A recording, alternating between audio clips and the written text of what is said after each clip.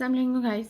तो आज हम जो है वो पढ़ेंगे न्यूरोएनाटमी का टॉपिक स्पाइनल कॉर्ड, जिसमें हम सबसे पहले जो है वो स्पाइनल कॉर्ड की एक्सटर्नल मॉर्फोलॉजी देखेंगे कि हमारे पास जो ग्रॉस फीचर्स जो होते हैं वो हमारे पास क्या हैं स्पाइनल कॉर्ड के। फिर हम उसके बाद उसकी इंटरनल मॉर्फोलॉजी लेंगे कि इसमें अगर हम उसका ट्रांसवर्स या सजेटल सेक्शन लेंगे तो फिर हमारे पास जो है वो किस तरह से हमारे पास स्पाइनल कॉर्ड में क्या क्या उसमें फीचर्स होंगे वो देखेंगे। फिर उसके बाद हमारे पास आएंगे ट्रैक्स।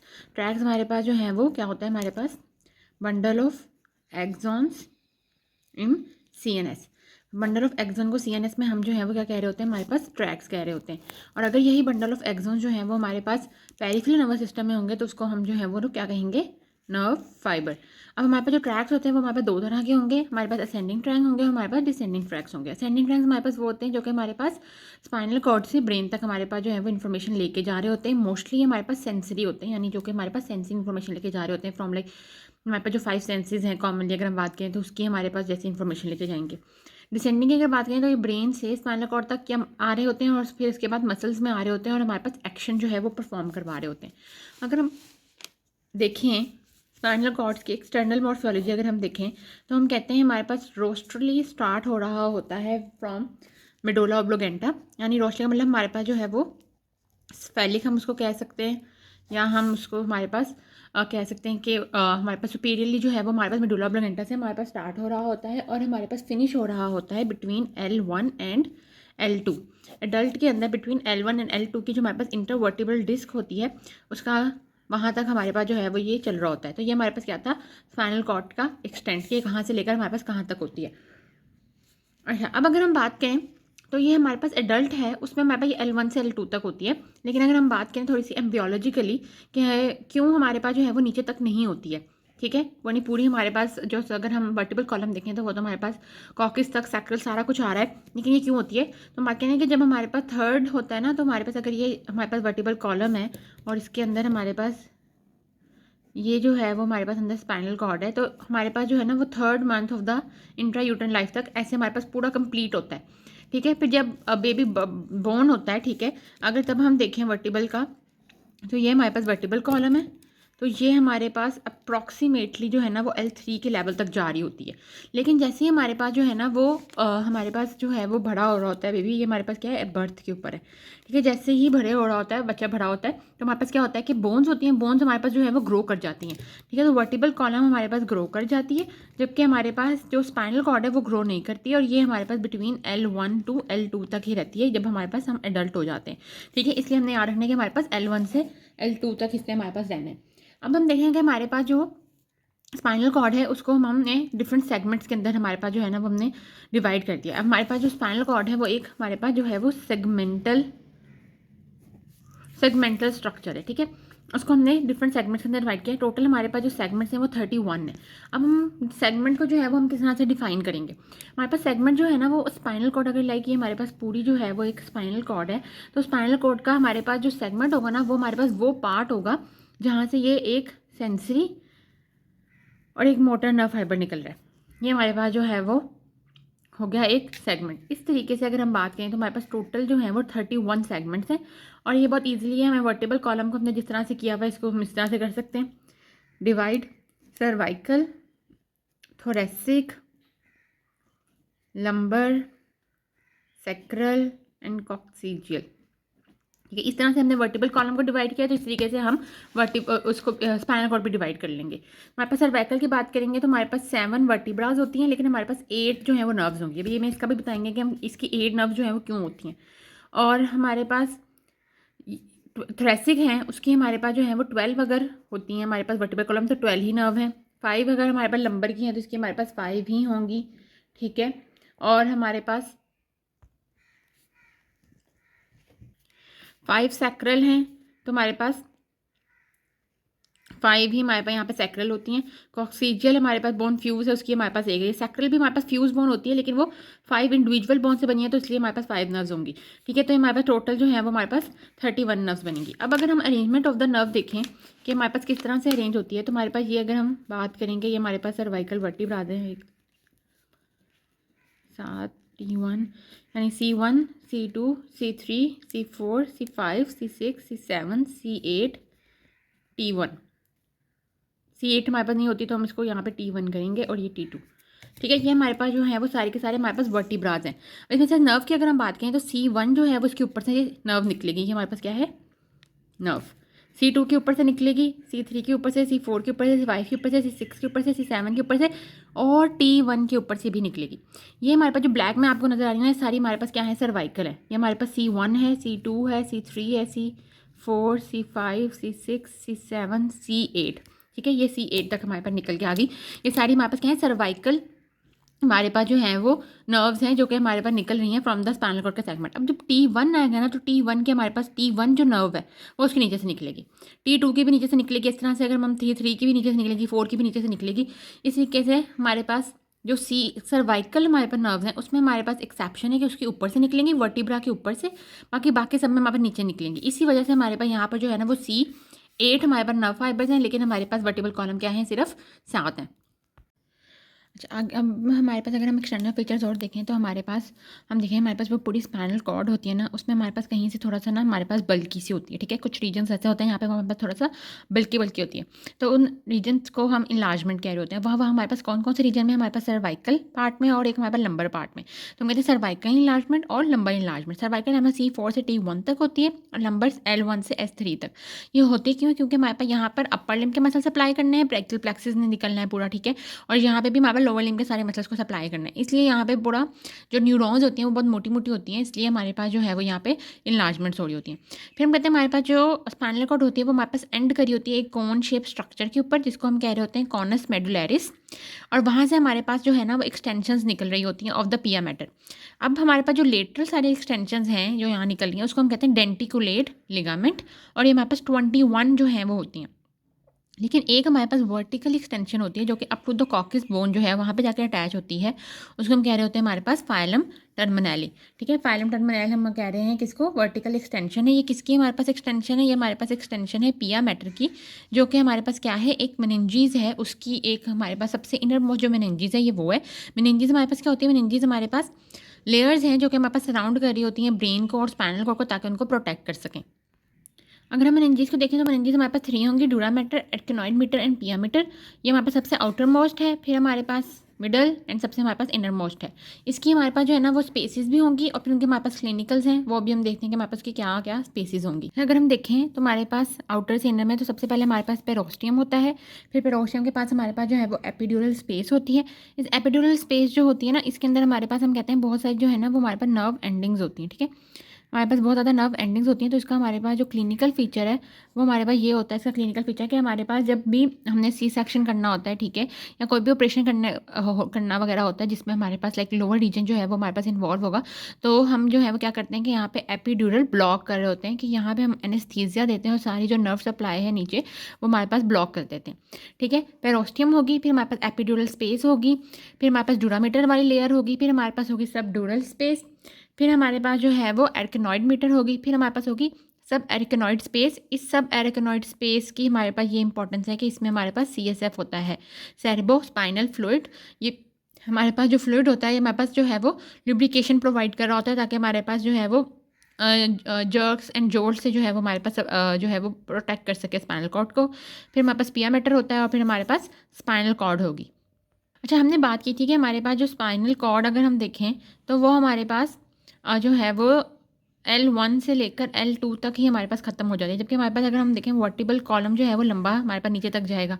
जब हम कहते हैं हमारे पास वर्टिबल कॉलम नीचे तक जाएगा, तो बाकी क्या मेनिंजीज भी हमारे पास नीचे तक जाती हैं L1 और L2 के लेवल से, या नहीं जाती। तो सारी हमारे पास जो मेनिंजीज हैं वो भी हम कहते हैं कि हमारे पास जो है वो नीचे तक जाती हैं। ठीक है, तो ये सारी की सारी हमारे पास जो मेनिंजीज हैं ये भी हमारे पास सारी नीचे तक जाएंगी।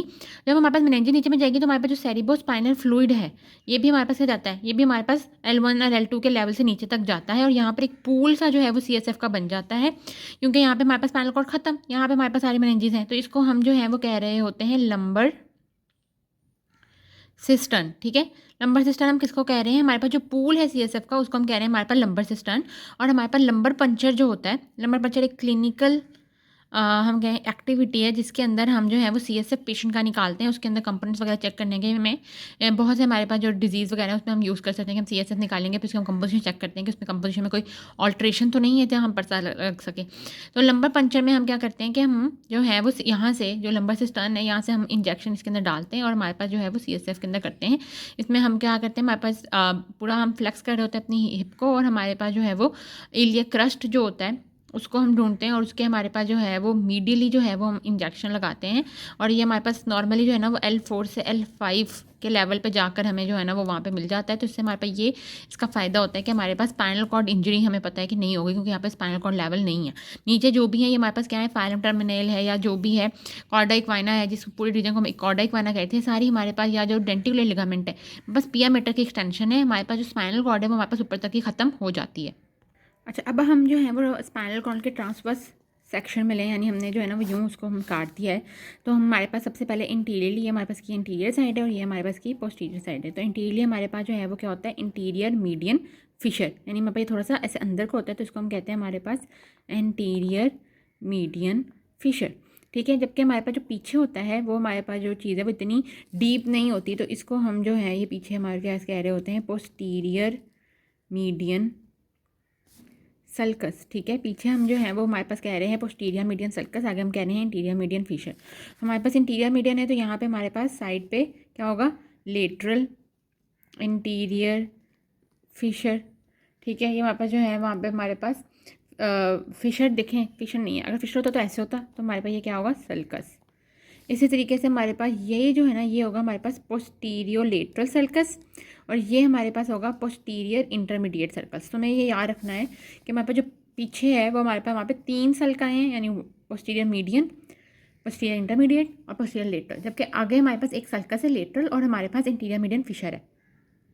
अब हम बात करें तो हमारे पास जो लेटरल सर्कस होता है ना दोनों तरफ, वहाँ से हमारे पास जो है वो रूटलेट्स निकलनी है नर्व्स की। तो ये हमारे पास यहाँ से निकल रही है हमारे पास मोटर या इंटीरियर, ठीक है, और ये पीछे से हमारे पास जो है ना वो सेंसरी या हम कहते हैं हमारे पास जो है ना वो डॉर्सल रूटलेट जो है वो निकल रही हैं। अब हमारे पास यहाँ पे बात करें तो हमारे पास ये अगर हम अंडर का सेक्शन देखते हैं तो हमारे पास एच शेप या बटरफ्लाई शेप जो है ना वो एक ग्रे मैटर होता है। यहाँ ग्रे मैटर हमारे पास क्या है, ग्रे मैटर हमारे पास जो है वो कलेक्शन ऑफ सेल बॉडीज़ होता है। हमारे पास अगर न्यूरॉन का सेल है कलेक्शन ऑफ सेल बॉडीज़ को हम जो है वो ग्रे मैटर कह रहे होते हैं। इसके अंदर हमारे पास अनमाइलिनेटेड एक्सोन्स भी होते हैं, कुछ माइलिनेटेड एक्सोन्स भी हो सकते हैं, बट मोस्टली हमारे पास सेल बॉडीज़ ही होती हैं। और बीच में हमारे पास क्या सेंट्रल कैनाल है जिसमें हमारे पास क्या होता है, CSF होता है। अब वहाँ से हमारे पास और साइडों पे हमारे पास ये सारे के सारा क्या है, हमारे पास वाइट मैटर यानी एक्सोन्स है, माइलिनेटेड एक्सोन्स हैं। अब यहाँ पे हमारे पास जो है वो रूटलेट्स निकलती हैं। पीछे हमारे पास डॉर्सल गैंग्लियन होता है। गैंग्लियन हमारे पास क्या है, गैंग्लियन भी हमारे पास जो है वो ये हमारे पास डॉर्सल रूट गैंग्लियन है। ये गैंग्लियन हमारे पास जो है वो कलेक्शन ऑफ सेल बॉडीज़ ही होता है, बट अगर वो पेरिफेरल नर्वस सिस्टम में है तो उसको हम गैंग्लियन कहेंगे, और अगर हमारे पास नर्वस में है तो हमारे पास उसको हम न्यूक्लियस कहने वाले हैं। ठीक है, अब हमारे पास ये डॉर्सल रूट गैंग्लियन होता है, फिर हमारे पास ये जो सेंसरी यहाँ से है और ये मोटर यहाँ पे मिलके हमारे पास स्पाइनल नर्व बनाती हैं। फिर स्पाइनल नर्व में हमारे पास जो है वो आगे रेमाए निकलते हैं, डॉर्सल एंड वेंट्रल रेमाए। ये हमारे पास वेंट्रल है और ये हमारे पास डॉर्सल रेमाए है। ये हम कहते हैं हमारे पास निकलते हैं और ये हमारे पास सप्लाई कर रहे होते हैं मसल्स वगैरह को। अब हम यहाँ पे देखें वाइट कॉलम की अगर हम बात करें, वाइट कॉलम हमने डॉर्सल, लेटरल, ये भी लेटरल और वेंट्रल पार्ट्स में किया हुआ है। अब यहाँ पे हमारे पास जो है ना वो ये इसको हमारे पास कह रहे होते हैं, ये हमारे पास ये 2 हैं, ये एक है, ये भी एक है और ये भी हमारे पास ये 2 हैं। ठीक है, इसको हम कह रहे होते हैं वेंट्रल फेसिकुलस कह रहे होते हैं या वेंट्रल वाइट कॉलम कहेंगे या इंटीरियर वाइट कॉलम भी आप जो है ना उसको कह सकते हो। ठीक है, इसको भी हम लेटरल फेनिकुलस कहेंगे या हम लेटरल वाइट कॉलम, इसको भी हम डॉर्सल फेनिकुलस कहेंगे या डॉर्सल वाइट कॉलम कहेंगे। अगर अब हम देखें, ठीक है, इसके अंदर से हमारे पास जो है ना वो ट्रैक्स जा रहे हैं जो कि हम आगे बात करेंगे कि वो हमारे पास क्या होता है। अगर हम देखें कि हमारे पास यहाँ से सेंसरी है, सेंसरी हमारे पास यहाँ से आएगी और ये यहाँ पे जाएगी, यहाँ पे इसने हमारे पास साइनेप्स करेगी फर्स्ट मोटर अपनी और न्यूरॉन्स, और यहाँ आके हमारे पास यहाँ जाएगी और फिर यहाँ आगे ट्रैस के थ्रू से जहाँ जाना होगा वहाँ चली जाएगी ऊपर हायर सेंटर्स में।